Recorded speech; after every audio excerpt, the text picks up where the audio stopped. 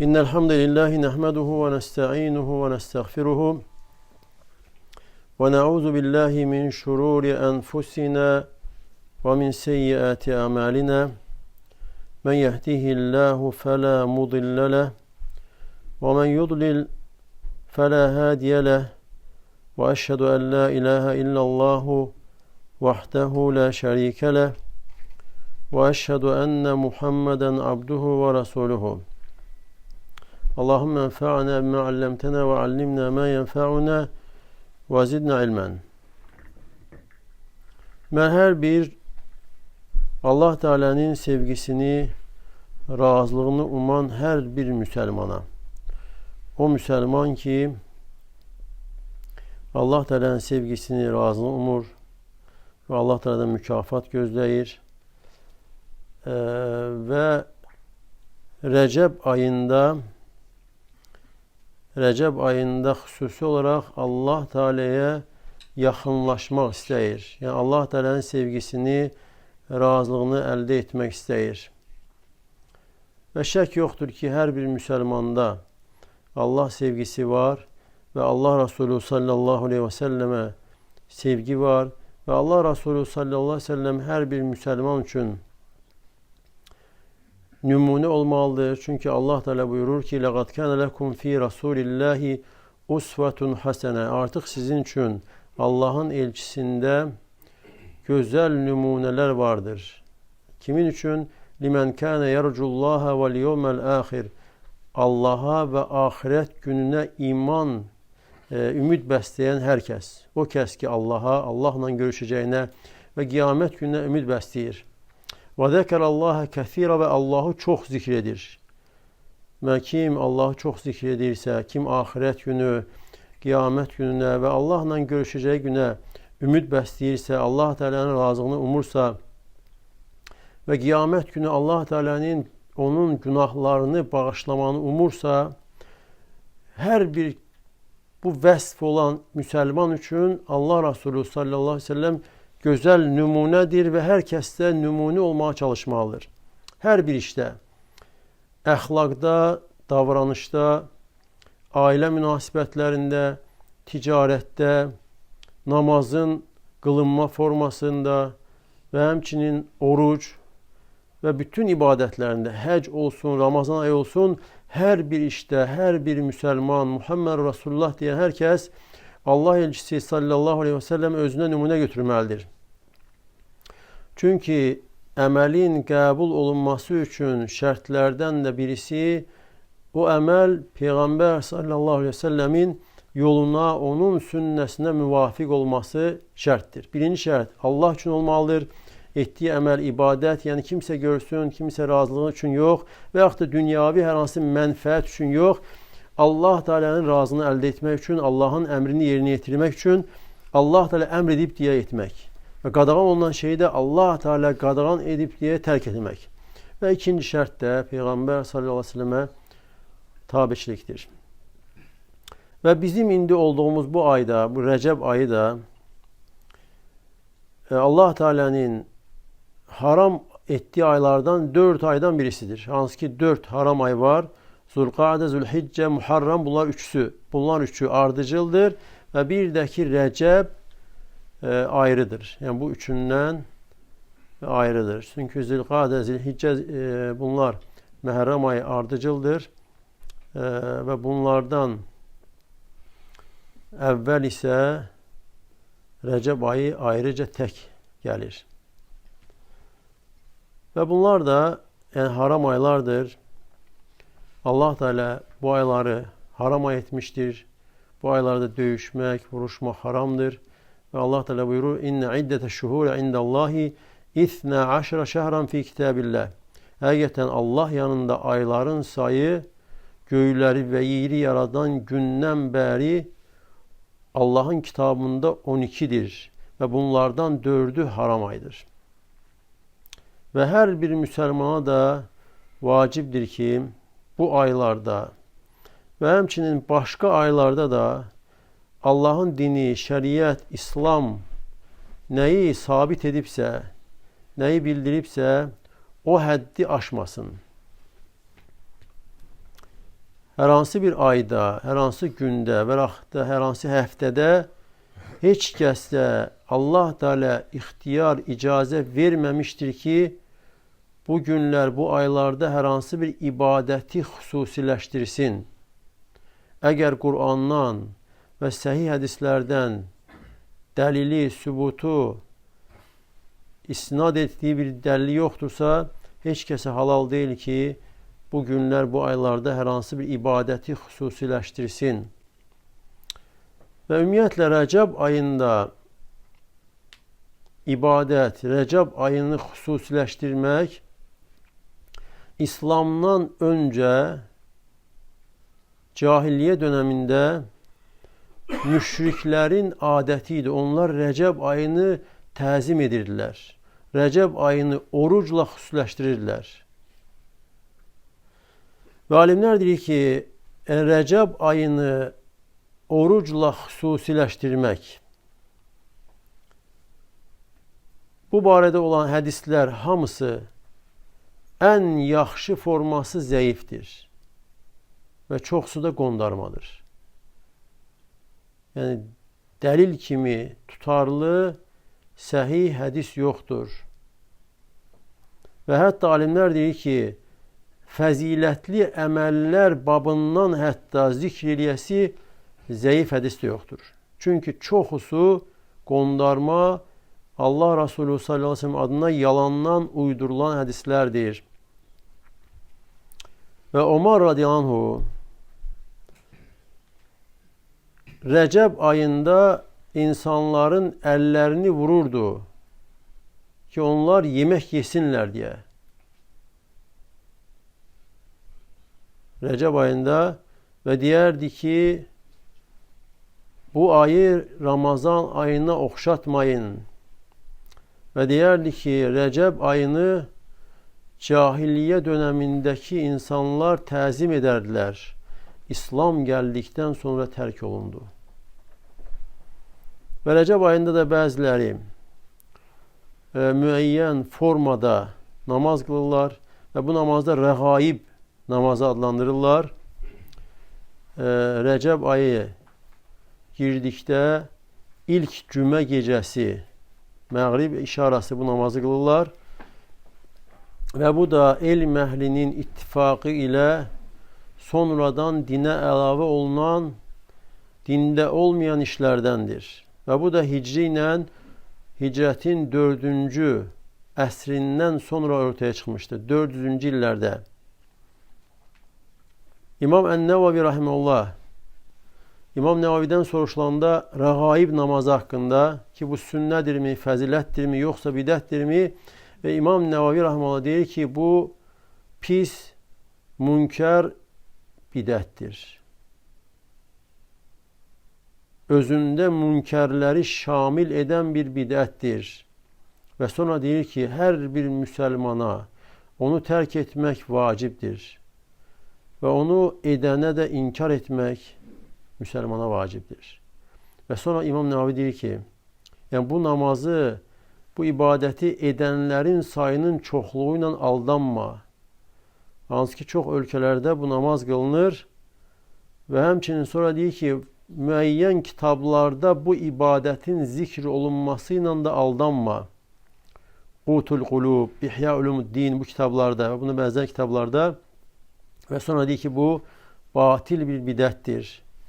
Və sonra İmam Nəvavi Peyğəmbər sallallahu aleyhi ve sellem'dən hədislər zikr edir. Deyir ki, Allah Resulü sallallahu aleyhi ve sellem demişdir, Mən əhdəsə fi əmrinə hədə mə leysə minhu fəhvə raddun. Kim bizim bu dinimizdə ondan olmayan bir şey törədərsə rədd olunar. Və həmçinin Allah Resulü sallallahu aleyhi ve sellem demişdir, Mən amilə əmələn leysə aleyhi əmrunə fəhvə raddun. Kim bir əməl edərsə bizim əmrimiz olmayan rədd olunar. Və həmçinin Allah Resulü sallallahu aleyhi ve sellem deyərdi, Kullu bid'atin dalalə, hər bir bidət, sonradan dinə əlavə olunan, ortaya çıxan hər bir şey zəlalətdir. Və Allah Teala da, yəni hər hansı bir məsələdə ixtilaf oldusa əgər, Allahın kitabı və Allah Resulü sallallahu aleyhi ve sellem sünnəsinə, hədislərinə qayıtmağı əmr etmişdir. Ve Nisa suresi 59. ayette Allah Teala buyurur: "Fe in tenaza'tum fi şey'in ferudduhu ila Allah ve Rasul in kuntum tu'minun billahi vel yevmil ahir." Eğer herhangi bir şeyde ihtilaf etseniz, onu Allah'a ve Resul'a qaytarın, eğer Allah'a ve ahiret gününe inanırsınızsa. Ve Allah Teala cahillere qayıtmağı əmr etmir. Cahillere tabi olmağı əmr eləmir.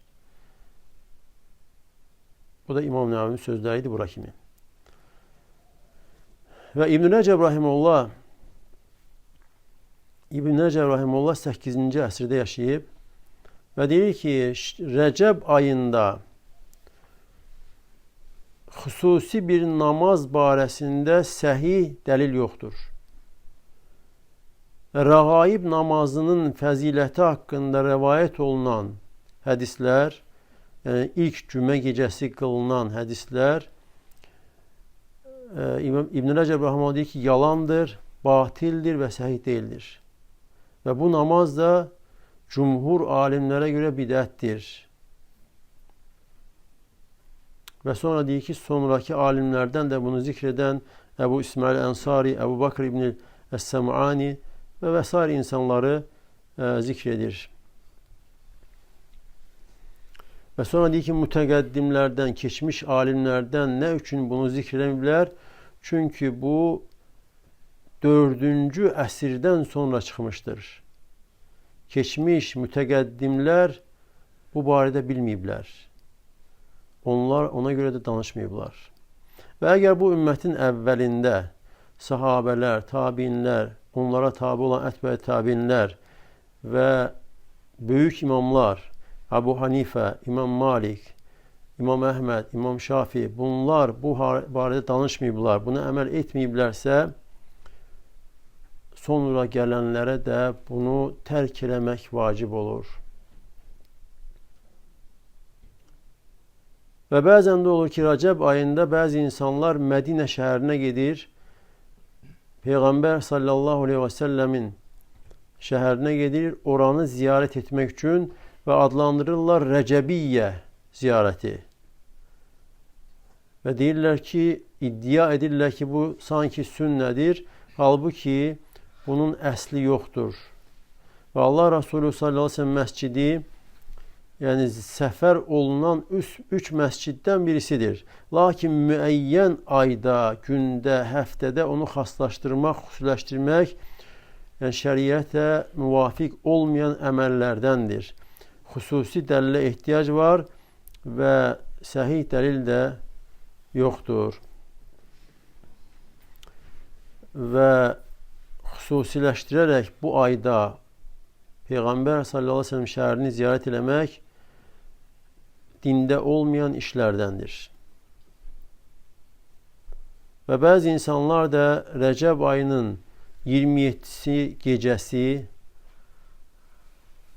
sanki bir məclis qurur və etiqad edirlər ki, bu gecə İsra gecəsidir, Meyrac gecəsidir. Və bu gecədə müəyyən tədbirlər edirlər, bəzi qəsidələr söyləyirlər, müəyyən kəlmələr deyirlər, təriflər olunur. Halbuki bu fəzilətli əsrlərdə yaşayan insanların etmədiyi şeylərdir. Nə səhabələr, nə tabiinlər, nə ki, onlardan sonra gələn ətbə tabiinlər. Və alimlər deyir ki, yəni keçmiş, yəni ilk fəzilətli dövrlərdə yaşayan müsəlmanlar İsra gecəsini qeyd eləməsi olmamışdır. Və İsra gecəsini başqa gecələrdən üstün tutmamışdılar. Və xüsusən də Qədr gecəsindən üstün heç tutmamışdılar. Nə sahabələr, nə tabiinlər, nə də ki onlara gözəl şəkildə tabi olanlar İsra gecəsini müəyyən iddia olunan işlərlə xüsusiləşdirməmişlər. Və həmçinin sonra deyirlər ki, İsra gecəsi hələ 27-ci gecə olarsa, bu fərziyyə ilə olsa belə. Halbuki, yəni İsra gecəsinin hansı gecə olması haqqında da ixtilaf var. Və bilinməlidir ki, Allah Resulü sallallahu aleyhi və səlləmə həqiqi şəkildə sevgi, ona tabi olmaq və onu dəyərləndirmək Allah Resulü sallallahu aleyhi və səlləmin yoluna tabi olmaqlandır. Onun etdiklərini etmək və tərk elədiklərini tərk eləməklə olur. Və kim də buna bir şey artırar və yaxud da naqisləşdirərsə artıq Allah Resulü sallallahu aleyhi və səlləmə tabiçilik payından nəsə bir şey azaltmış və yaxud da artırmışdır. Və Allah Teala buyurur: "Ya eyyuhellezine amenu la tuqaddimu beyne yedeyillahi ve rasulü." Ey iman gətirənlər, Allah və Rasulunun qarşısına, yəni sözünün qarşısına söz qoymayın. "Vattaqullaha innallaha semiun alim." Və Allahdan qorxun, Allaha qarşı gəlməyin, əmrlərini yerinə yetirin, qadağanlardan uzaq durun və bilin ki, həqiqətən Allah Teala hər bir şeyi eşidir və hər şeyi bilir. Və Allah Resulü sallallahu aleyhi ve sellem'dən çox sayılı hədislər varid olmuşdur ki, yəni sünnəyə, onun yoluna tabi olmağa əmr edir və bidətdən də bütün növləri ilə, bütün bidətlərdən çəkindirir. Və bu hədislərdən də İbad-ı Misariyə deyir, Allah Resulü sallallahu aleyhi ve sellem fəcr namazını, yəni sübh namazını qıldı və sonra bizə tərəf çevrildi və bizə təsirli moizə etdi. Və bu moizədən gözlər yaş axıtdı, qəlblər titrədi və dedi ki, Allahın elçisi, sanki bu vidalaşan insanın moizəsidir. Bizə tövsiyə elə, bizə vəsiyyət elə. Və Allah Resulü sallallahu aleyhi ve sellem dedi ki, "Usikum bi taqvallahi və səm'i ta'a." Mən sizə Allaha qarşı təqvalı olmaq, Allahdan qorxmaq, əmrlərini yerinə yetirib qadağanlardan çəkinməyi tövsiyə edirəm və eşidib itaat etmək, yəni əmr sahibləri, başçılar, dövlət başçısına eşidib və itaat etməyi tövsiyə edirəm. Hətta Həbəşi, kölə bir qul olsa da belə sizin başınızın üstündə. فَاِنَّهُ مَنْ يَعِشْ مِنْكُمْ فَسَيَرَا اِخْتِلَافًا كَثِيرًا. Həqiqətən kim çox yaşayacaqsa o çoxlu ixtilaflar görəcək. Yəni məndən sonra Allah Resulü sallallahu aleyhi ve sellem bildirir ki, özündən sonra kim yaşayacaqsa o çoxlu ixtilaflar görəcəkdir. Və sonra yəni bu ixtilafların baş verəcəyini xəbər verir və deyir ki, yəni məxrəc nədir, çıxış nədir ixtilaflar vaxtı? فَعَلَيْكُمْ بِسُنَّتِي وَسُنَّةِ الْخُلَفَاءِ الرَّاشِدِينَ الْمَهْدِينَ. Siz mənim yolumdan və hidayət olunan, doğru yolda olan rəşidi xəlifələrin yolundan bərk tutun. فَتَمَسَّكُوا بِهَا. Bundan bərk yapışın. وَعَدُّوا عَلَيْهَا بِالنَّوَاجِزِ. Və azı dişlərinizlə, arxa dişlərinizlə bərk tutun. وَإِيَّاكُمْ وَمُحْتَثَاتِ الْأُمُورِ. Və sonradan yeni çıxan, dində yeni törədilən işlərdən çəkinin. فَإِنَّ كُلَّ مُحْتَثَةٍ بِدْعَةٍ.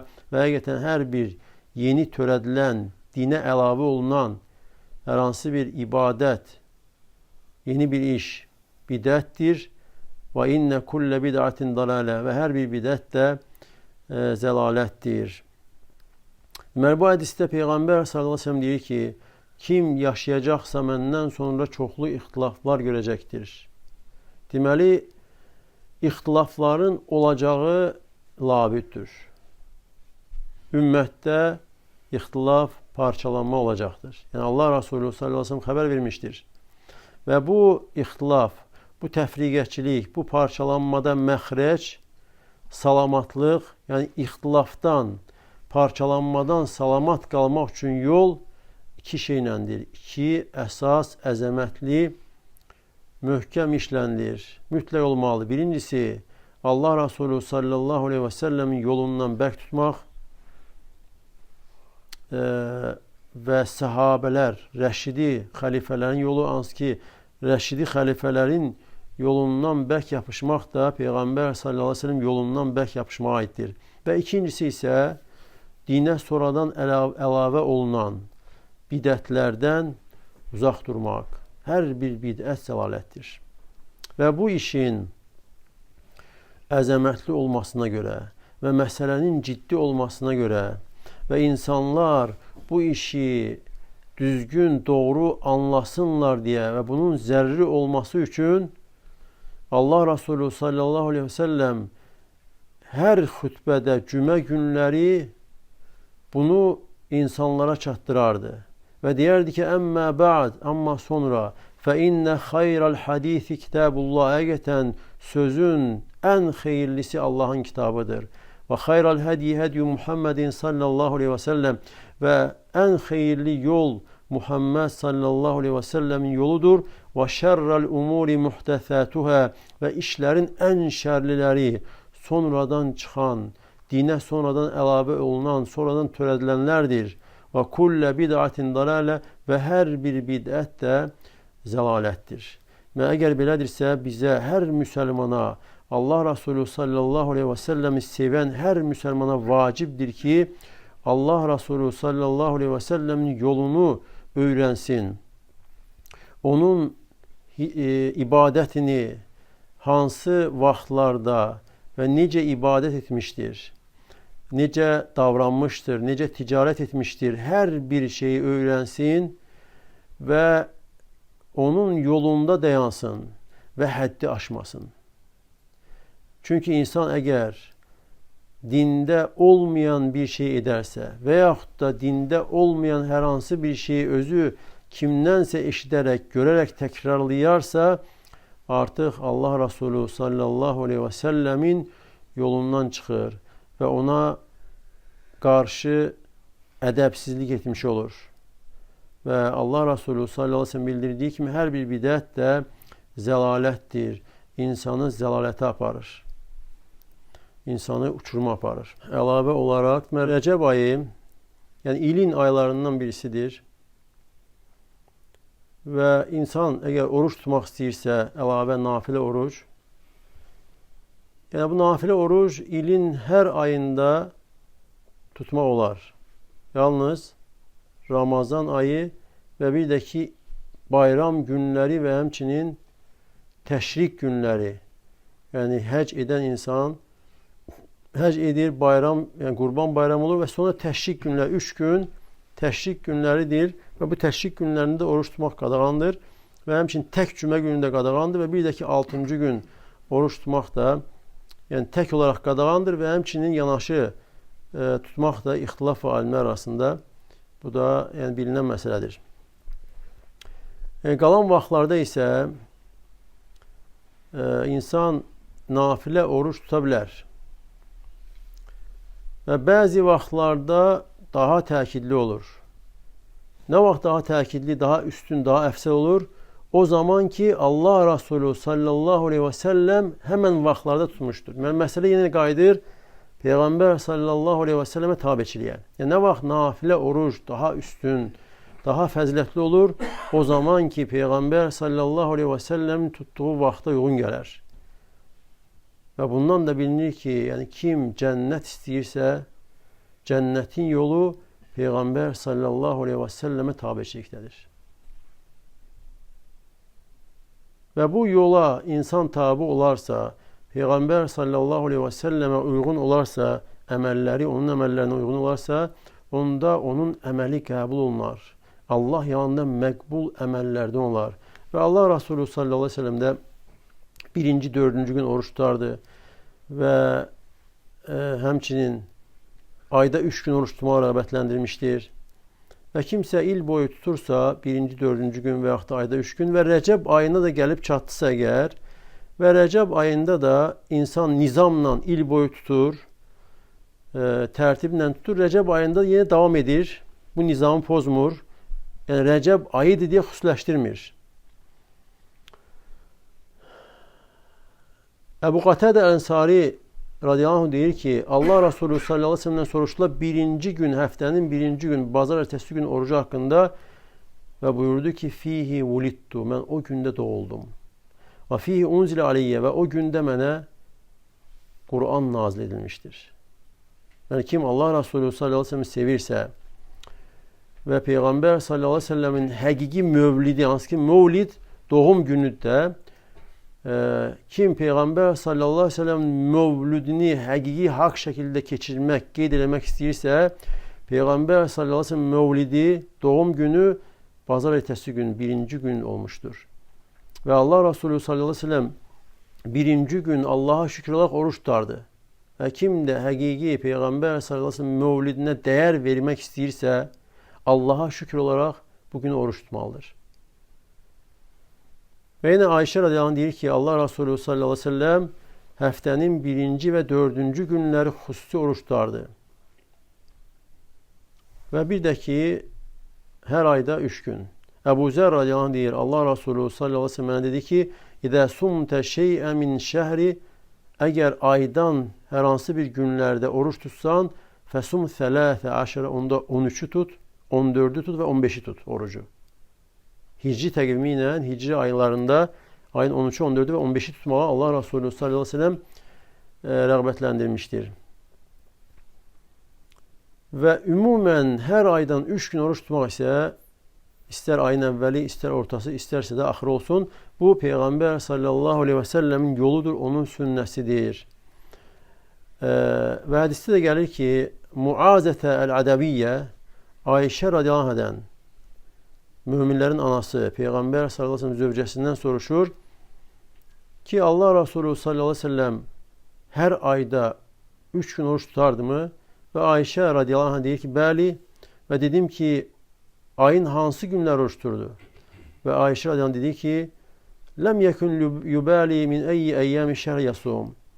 Deyir ki, Allah Resulü sallallahu aleyhi ve sellem ayın hansı günlərində oruç tutmağına məhəl qoymaz. Yəni, hansı günlər olmasına fərq qoymadan 3 gün oruç tutardı.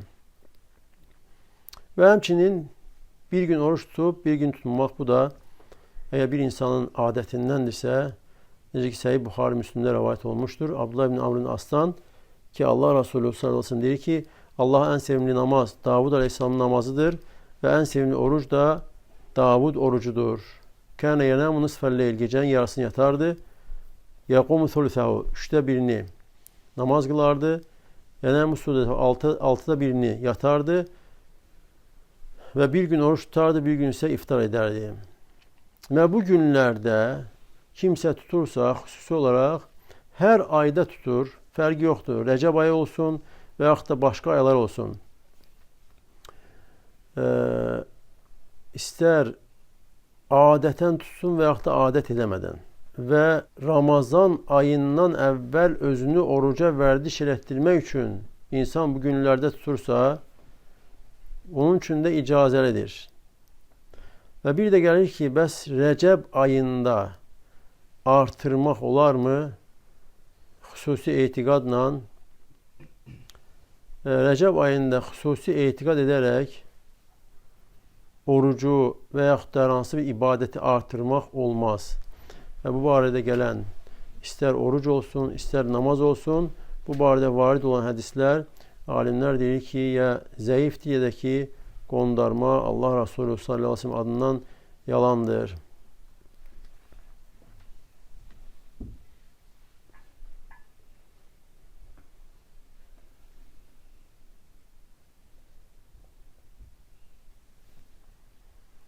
Və xülasə olaraq da bu ayda xüsusi bir ibadət, xüsusi bir oruc yoxdur. Və İmam Nəvavi rahimehullah deyir ki, Rəcəb ayı başqa ayların hökmü kimidir. Rəcəbdə oruc haqqında xüsusi bir dəlil sabit olmamışdır. Ümumi ibadətdir ki, başqa vaxtlarda eləyirsə, insan bu ayda da eləyir. Və Allah Teala'dan istəyirəm ki, bizə hər məsələdə haqqa, doğruya müvəffəq eləsin. Və Allah Teala bizi öz dinində sabit etsin. Allah sizə də bərəkət versin. Subhaneke Allahumma və bihamdik. Əşhədu en la ilahe illa ente estağfiruke və etûbü ileyk.